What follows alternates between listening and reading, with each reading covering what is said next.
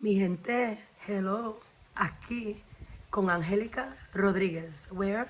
At the space where everyone belongs. Today we're going to talk about being in the receivership of love. And I want to start with Alicia Keys' song, Unthinkable. She says, I was wondering maybe if I make you my baby, could we do the unthinkable? Would it make us look crazy? If you ask me, I'm ready. To be receivers of love, I'm going to allow this conversation to be formless today because research will tell you that many of us that give love struggle receiving love. And it's funny how you'll read about the philosophy of love and you'll read about love, but love is the one thing science cannot explain. Emotions are not accounted for. No one has really figured it out. And it's okay because it's not figure outable. It's an experience, it's an energy, right?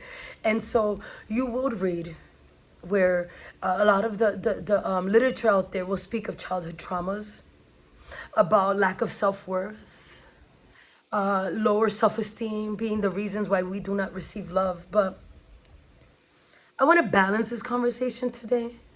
And I'm going to have to bring up some difficult things because in my opinion, love has been blocked by many things. And I'm going to start with 1 in 3 women in our world today are physically or sexually assaulted. Femicide in Puerto Rico recently, it's a weekly thing, women found on the streets. Intimate partner abuse is something I address regularly in my line of career. The reasons for so much abuse towards one another across the board, human trafficking and so forth, is that we all keep things a secret because of shame, because of silencing and oppression. But I'm gonna go even deeper right now. I think rape and sexual abuse and the reason our bodies right now are the center of politics in 2022 is because we don't know how to receive love. Men and women both. Because we live in a world where some of these actions have perpetuated that fear. It goes beyond our parents and our childhood. It goes back to politics. It goes back to religion. It goes back to the public space and the patriarchy, colonialism, the roots of it. So here's what I'm going to talk about today, moving from there. I encourage us all to be receivers of love. Some of the most famous words when we think of love, right? Kissing. First comes love, then comes marriage, then comes the baby and the baby carriage. Well, is that really the order of things? Marriage or babies don't have to be a part of love unless you want it to be, right? But you know what? We deserve to receive love. And here are some ways that we can be better receivers of love and balance the giving and receiving. Learn your love language. Every person has a unique love language, right? And here are some of the broader categories under the love language. Physical touch, words of affirmation, quality time, acts of service, and receiving gifts. When was the last time someone gave you a compliment and you weren't sure how to respond? Or someone gave you a gift? I remember once upon in my life, I wouldn't know what to say when someone gave me something. Because besides like my mom and my parents, who were deliciously lovely to me growing up, right? And my family, I didn't really know how to accept things from others because I was that person, independent. I don't need you. I don't need anybody, right? I got this. But how beautiful when someone's like, hey, you look beautiful today. Or here, I got you this. And we could receive that moment with joy and with kindness and with all the love, right? And we can bask in it. Here's some other things. Develop a healthy balance between being selfish and selflessness.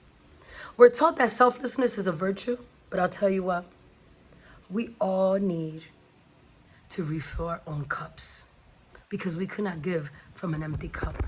It's okay to be selfish so that we can in turn be selfless. In fact, I'll take that even further. Loving the self is the true model to how we should love one another. So in being selfish, we're actually the catalyst to selflessness. Practice communicating your needs.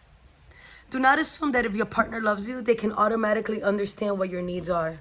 It's really important that we start saying the things that we need for ourselves in the midst of receiving love. Accept that you are worthy. This is sometimes a hard thing to do, but believe that you're worthy of love and accept it. Take a step back and observe your emotions when receiving love. How does it make you feel? What are those feelings? Are they comfortable? Are they joyous? Are they peaceful? Or are they uncomfortable?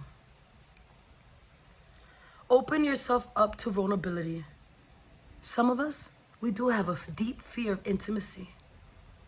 It's funny because someone could be a jerk, and we'll sometimes find a million reasons to want to believe that they're good, that they're not jerks. They're not jerks. But sometimes when someone else, another, is kind to us, loving, and expresses interest in our well-being, right, in alignment with all our wellness and our whole, we'll be like, what's wrong with that person? Like, they're a little too nice. And then we'll start doubting, right? Like, I don't know about their intentions. Listen, pay attention a little bit. That's it. You are as deserving of receiving love as much as you give it. It's essential. It makes our relationships healthy. Relationships aren't just about sex.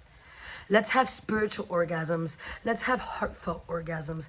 Let's have mental orgasms. Let's connect with one another in ways that actually produce and create a new type of life and connection.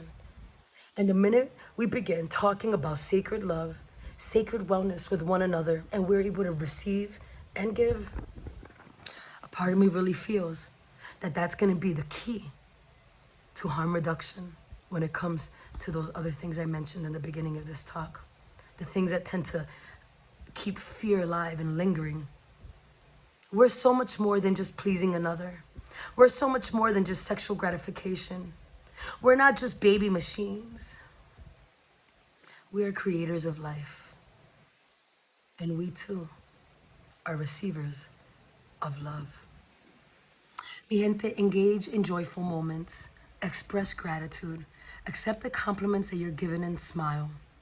And last but not least, allow the flow of goodness through you.